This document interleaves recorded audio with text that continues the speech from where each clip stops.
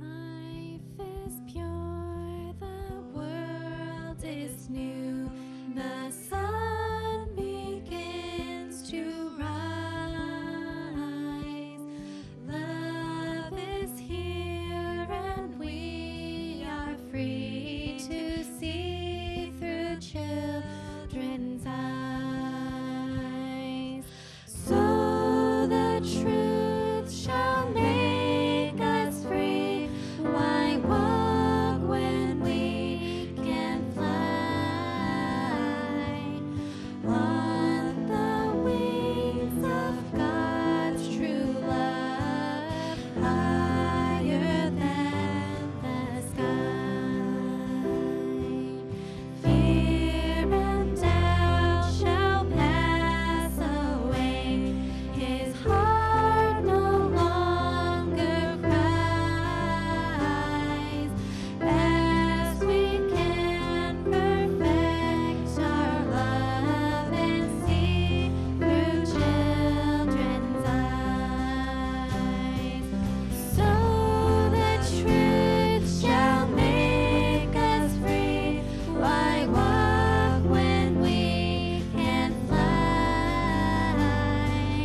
on the wings of God's true love, higher than the sky?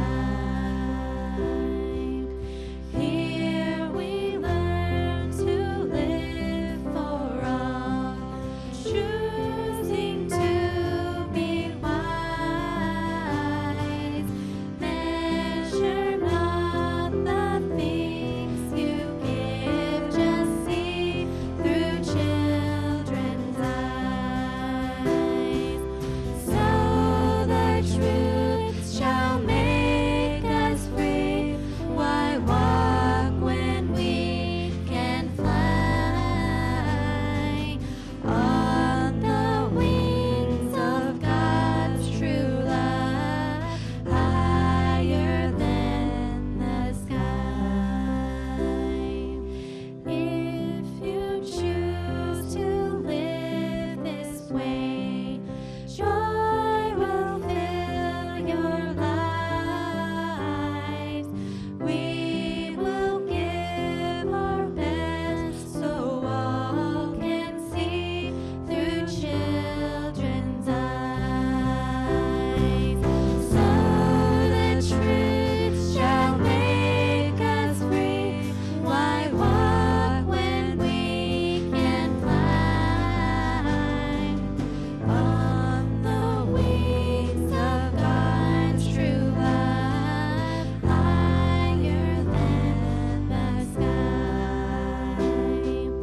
On the wings of God's true love, higher than the sky. This event is hosted and put together by a few different groups. We've got the Portland Family Fellowship, which is the church that you're in right now, and there is the Holistic Peace Institute, Women's Federation for World Peace, Be the Peace organization, which is hosting the live stream, and by the Universal Dance of Peace instructors, Michael Sheehan and Michelle Sparks-Smith. Okay, so with that, I would like to get this Day of Peace started. So please give a warm round of applause to Pastor Eric Silty.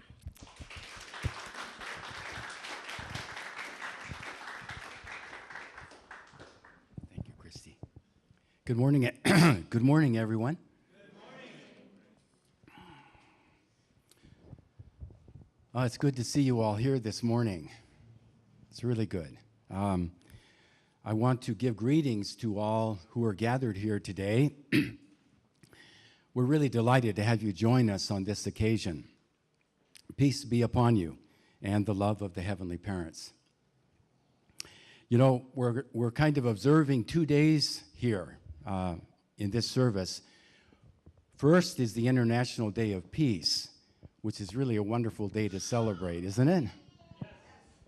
But secondly, before we knew or were planning for the International Day of Peace, it was the second anniversary of the ascension of Reverend Moon.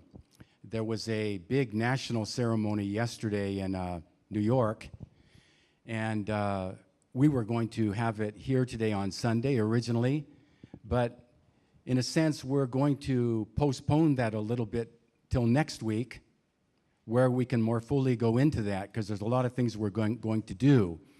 But I'd just like to kind of recognize that, you know, that happened just yesterday, and so it being a Eastern or a Korean tradition, we can also say a heavenly tradition, to observe this ceremony for 3 years after a person passes. So the ascension was 2 years ago yesterday, and we'll observe it again next year too. I think these 2 days are very complementary to each other in a way, because they go hand in hand. Reverend Moon was a man of peace. I think if there was any one theme in his life that I can recognize, it was peace, which he was always talking about. He sought to build a world to see the realization of a world of freedom, peace, happiness, and unity for all people, wherever they might live in the world. And to do this through the ideal of living for the sake of others with true love. So combining these 2 days, in a sense, I think is really good for us to do in this church. Again, we're really grateful for the guests that we have here today, everyone. So if you notice the sign outside on this building, it says the Portland Family Peace Fellowship. So peace is such a strong thing in our minds that it's not once a year we celebrate it, but we try to do it actually each and every day. It's a goal in our life, is to become individuals that are filled with peace within ourselves. And we gather here in peace and fellowship every Sunday to enjoy the company of one another in peace, and also our Creator, the Heavenly Parents. Now, I know that God goes by many different names. There are more than I can count in the world. But I think all of us can agree that, first of all, God is the Creator, whatever name we call that being. And that Creator created us in a very special way. We are meant to be the children of the living God. So if we go back in the scriptures a little bit to Genesis, it's written there that God created us in His image. In the image of God, He created us. Male and female, He created us. I'm paraphrasing a little bit. And I think much later, thousands of years after Genesis was written, Jesus elaborated on this a little bit, exactly what that very kernel of truth there that was written in Genesis. Jesus said, at the beginning of the creation, God made them, he's talking about us, God made us male and female. For this reason, a man will leave his father and mother and be united with his wife. And the two will become one. So they are no longer two, but one. Therefore, what God has joined together, let no man separate. So I think what Jesus was saying was, if I elaborate a little further than he went at that time, is that a man and a woman, and in particular a husband and a wife, is a very special, what word should I use? Entity, or a very special union. Maybe that's a better word. We're created by God and joined together by God, and when he saw the things that he created, what did he say afterwards? He always said, it's very good. When he was looking at people in particular, it is very good. So it's my belief that world peace comes about through true families. ideal families or husbands and wives living together in unity who have become one, who first of all became peaceful individuals and then established peaceful families. And after that, the sky is the limit. We can have a peaceful nation, a peaceful world. I think, though, without peaceful people or individuals and families, it's going to be hard to get to that point of realizing a peaceful world. Therefore, I feel we are called to be peaceful men and women and to make peaceful families. You know, we're all at some stage of development in that process. So it doesn't bode well to, be depressed about our situations. It doesn't do much good. But make a goal to go further than you are right now. And that's probably the best thing we can do. So in a natural way, the union that we experience within ourselves and becoming peaceful people, we experience it in a relationship with another, our spouse. We experience it as that expands to include children in our family, grandchildren, our community, our tribe. Peace expands when people live in peace. Now, today, we're blessed with the presence of several ambassadors for peace who are joining us here today. And they're making this a very special day for us. So I want to say thank you to Gary Spanovich and to Claudia Leila Alamin. Let's give them a big round of applause.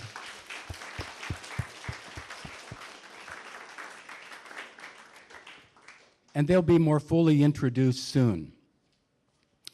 But in my closing, I want to say that in the year 2006, Reverend Moon was making a speech to ambassadors for peace.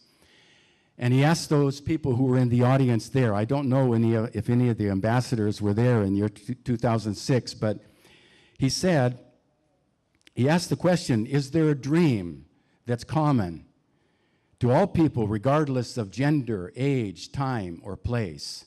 That includes everyone. Throughout the ages, people everywhere have yearned and hoped for the realization of an ideal world of peace. Yet, even though this is true, this historical quest or dream for everlasting peace was never attained, to our sorrow and our anguish. So I would like to say that just, in recognizing the life Reverend Moon lived on the earth, I would say that discovering what went wrong and trying to put it right, if you put it into a nutshell, that was the meaning of his life and the purpose of his life.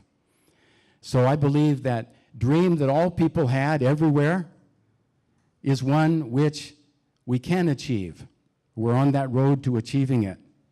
It will be realized as we continue in our efforts to become good, true, peaceful people, loving people, and build good families, good communities, nations, and a world.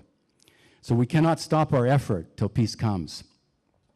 The last thing I'd like to say is, today at the UN, 9 o'clock our time here on the coast, this West Coast, they rang the peace bell at the UN. They ring it several times a year and maybe on very special occasions. It was a gift from Japan a half a century ago. And it rings for peace and marks that occasion every year. So I think we ought to join with them here today and let our voices ring for peace. And I think surely peace will prevail.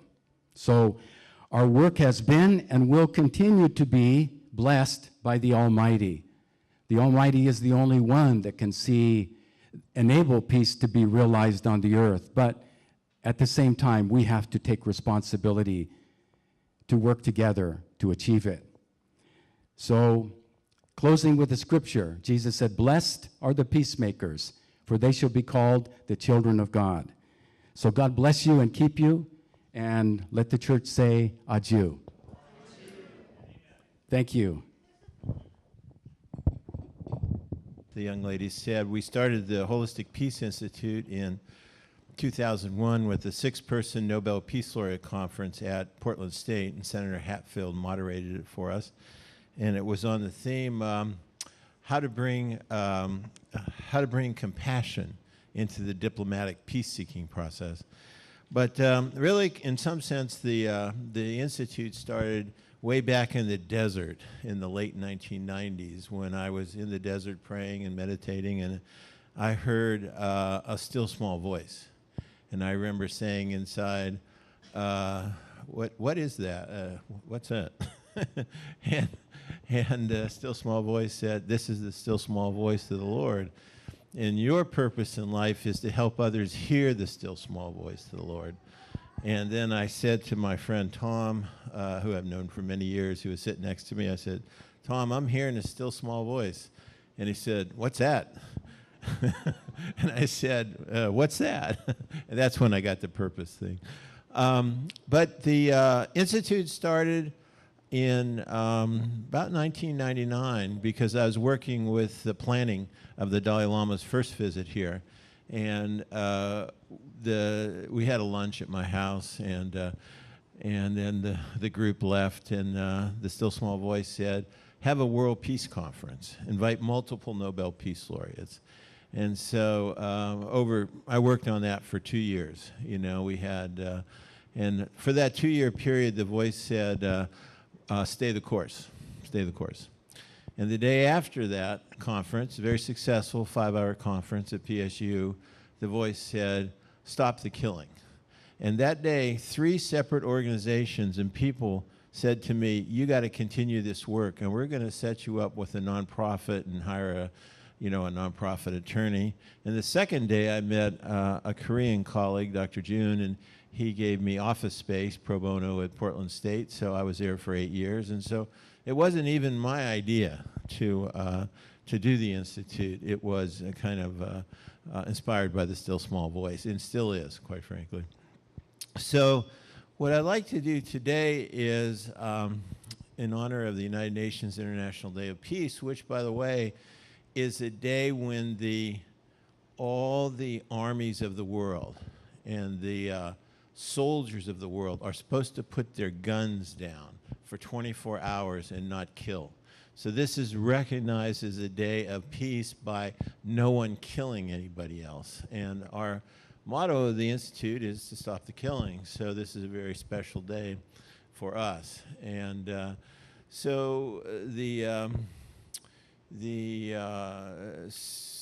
it's kind of important to do this peace meditation. And so kind of bear with me, but best way to do it is that you kind of close your eyes, and then I'll do a little guided meditation, and then we'll focus on peace. But when the voice came to me, it came as the voice of the Lord, and it still speaks to me that way.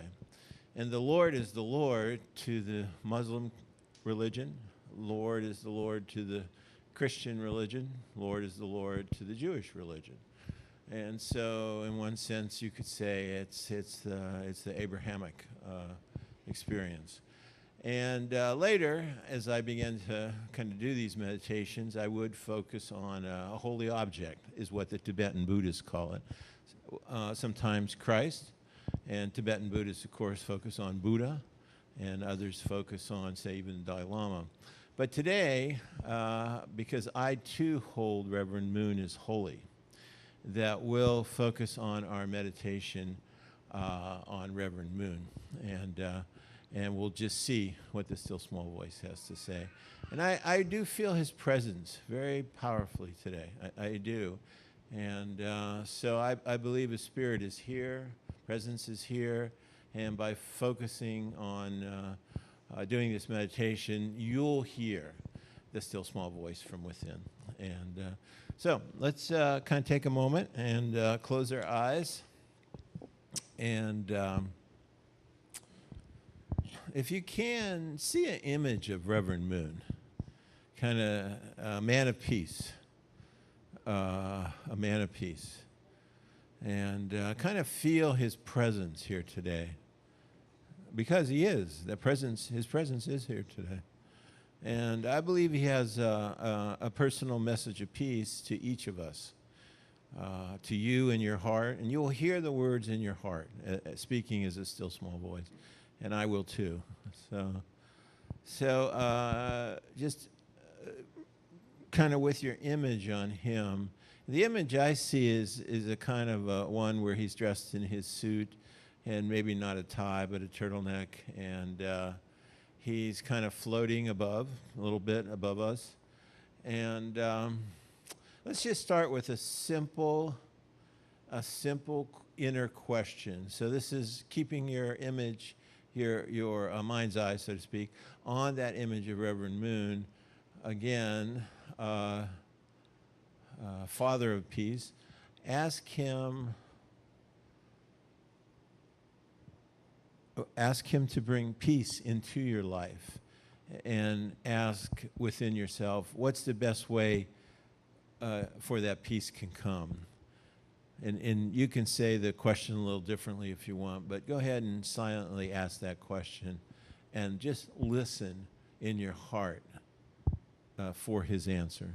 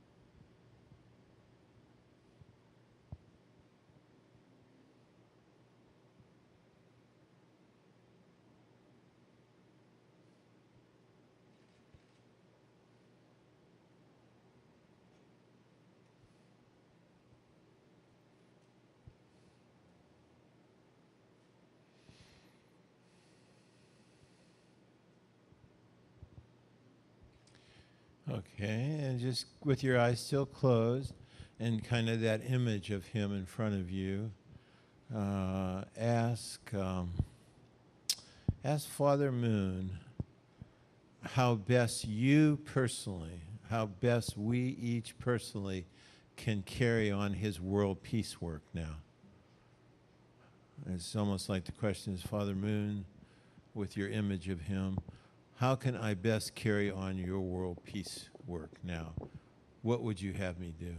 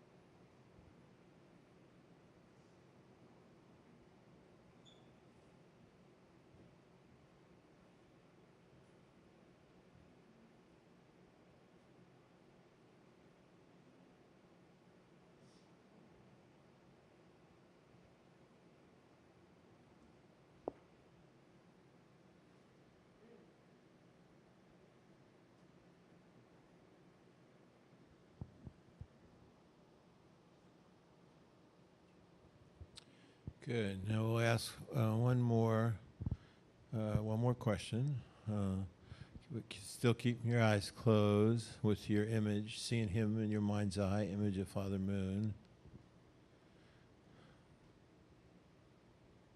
Ask him, and this is a question that comes to me from the still small voice, and inspired by Father Moon's spirit. How can I, Father Moon, how can I celebrate your life? How can I, from this moment on, how can I celebrate your life and your teachings, especially around peace?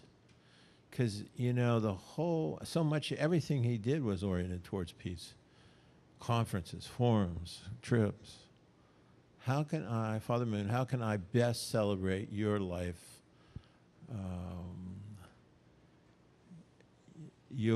How can I best celebrate your work and your message, especially around peace? What would you have me do?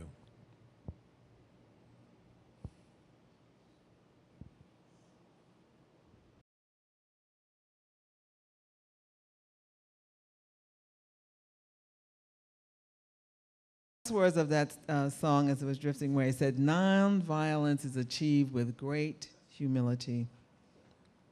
In my tradition that I come from, non-violence is taught as a choice. And Sheikh Ahmadou Bamba is considered a saint, a Sufi saint of Senegal, a little country in West Africa, which has a distinction of coming to its liberation from the French without violence, without having fights at the pole. In 1960, the first president of this predominantly Muslim country was elected, and the faith of that person was Roman Catholic. So that just goes to show how they decided, the 93% Muslims decided that the best man for the job should be the president of the country. And they've had four successive presidencies, none of which, even with the runoff in 2012, that there was a runoff of presidency, that it was also achieved without violence, and the one who lost actually called the one who won and congratulated him and conceded to presidency. So how did all this take place? It goes back to the 19th century with the birth of a person who was distinguished as one who was probably born for this role. And his name was Ahmadou, they called him Ahmadou Bamba. And his name was Muhammad ibn Habib Allah. And he was born in approximately 1853, and he died in 1927. And I always remember that year because I think, 2 years after my mother was born.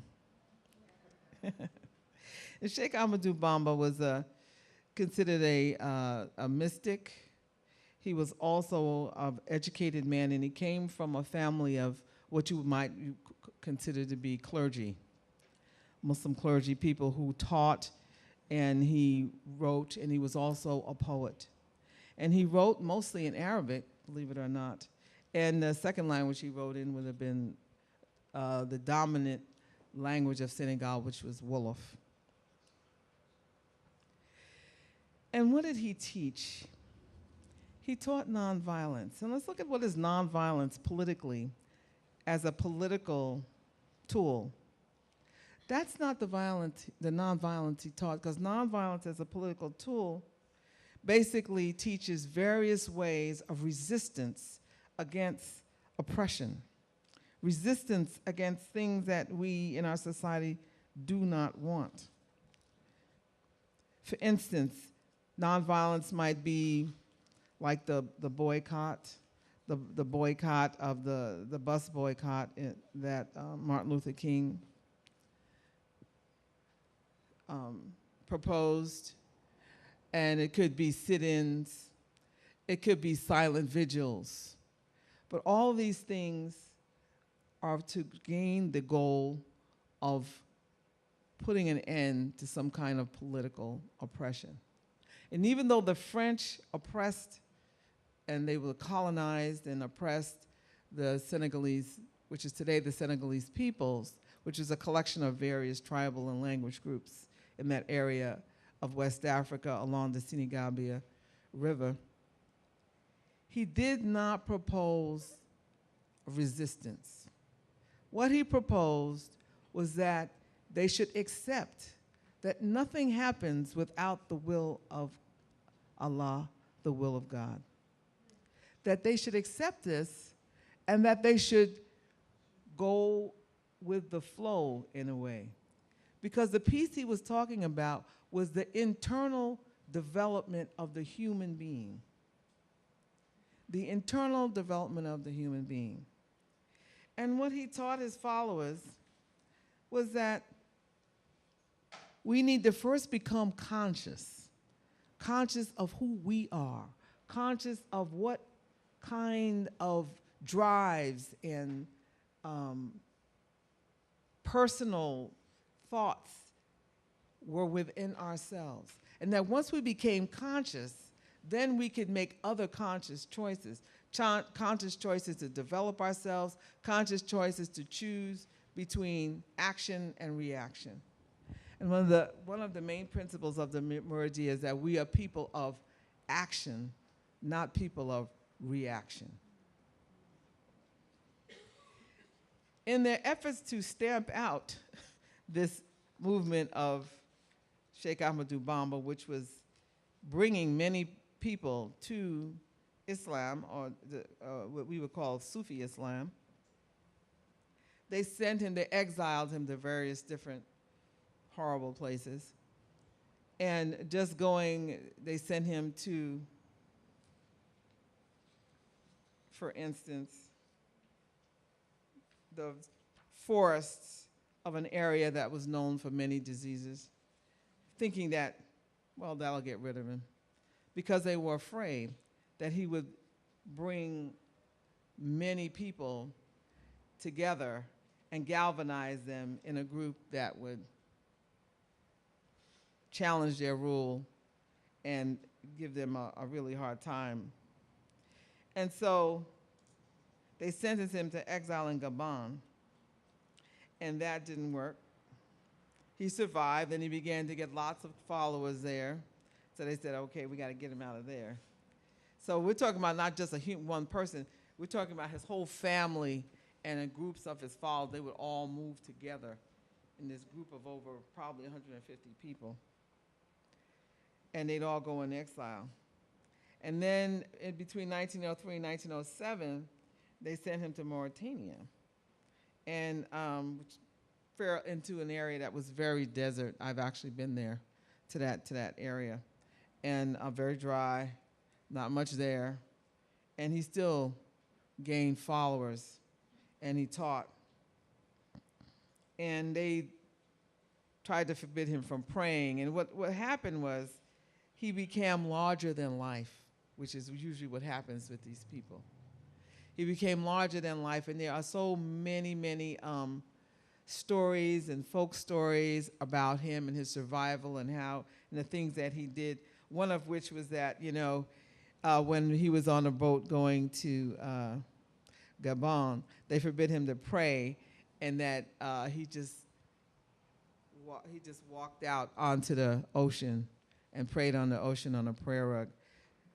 And whether these things are true or not, you can imagine that these stories just, as I said, gained him more followers, and people began to feel that this person was a very special person, and indeed he was probably the messenger sent by God, which in the Islamic faith we believe that although there aren't any more prophets to come, but that every 100 years a messenger is sent to people to revive their faith and to inspire them to do better. And that's how I see Reverend Moon, is that he came as a person to bring the same kind of universal teaching of peace and personal development and reaching out to people, regardless of their faith, their colors, or their creeds.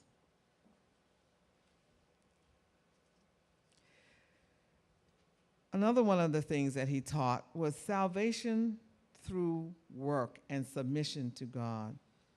So, good deeds, working hard, building, and practicing consciously this inner peace, nonviolence towards others, were very, very strategic. And we believe that he died in 1926. And before his death, what he did was establish a holy ground in Senegal. And that holy ground was in a place called Touba. Now, Touba, there was nothing in Touba of any violence. There had never been violence and bloodshed in this place. 2, there was a tree called a baobab tree. And where there is a baobab tree, there is water. And this tree was huge. It was humongous. You could walk under it. And there's pictures of this tree, and it was an arch, and they called it the first masjid, the first holy place, holy house of God there. So that's 2 things. And it had a quarry. There was a rock quarry there. And there was a big, huge mound. And on this mound was where Sheikh Ahmadou Bamba stood and he prayed and received his inspiration that this was the place where this city of peace was to be established. And there's some books written on this city of peace. And it was, like I said, he died before it was ever built. But the plans for it, which were inspired, were given to his sons and his followers. And he did things in groups. And the city, the masjid is in the middle, and everything goes around in concentric circles. And all the paths lead to the masjid, all these spokes. And there's symbolism in everything, in the way the streets are designed, in the way the masjid is designed, the number of minarets, which are tall towers, on the masjid. All of this was designed with the thoughts and the prayers of how this place would be a place of peace. And even the land is given away to this day for free, as long as you, the individual that wants this land, have the ability to develop it.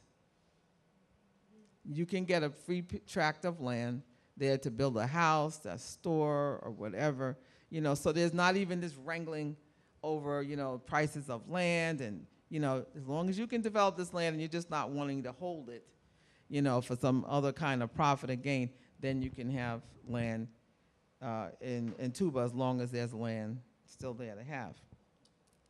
So what did this all mean, this peace and this, what was the outcome of that? It laid a foundation. It prepared a people. It raised the consciousness of peoples who were different tribal groupings, different language groupings, that were all living together in this one space to think of peace, nonviolence, and to make that choice of peace and nonviolence. Not to say that there weren't some skirmishes amongst some people here and there.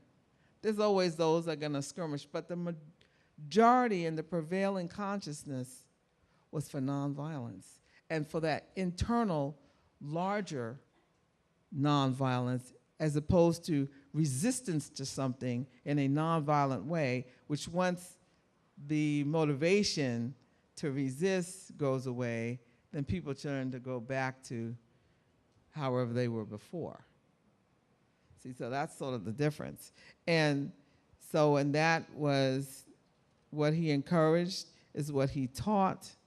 And the fruit was that so many years later, in 1960, Senegal elected, as I said, the first president and he was a Roman Catholic, not even the same religion, and as the original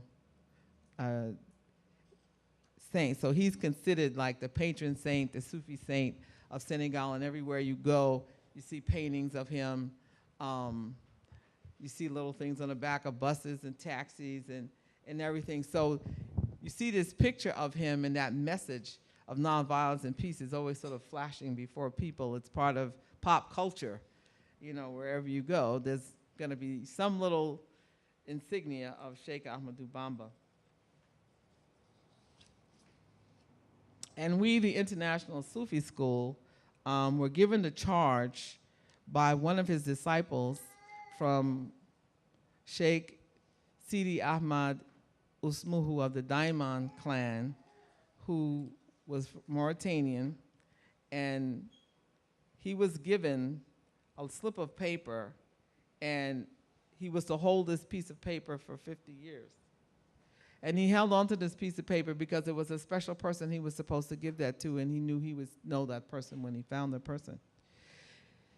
And he saw this child, a young man, probably was about 14, 16, high school dropout, just kind of hanging out on the streets.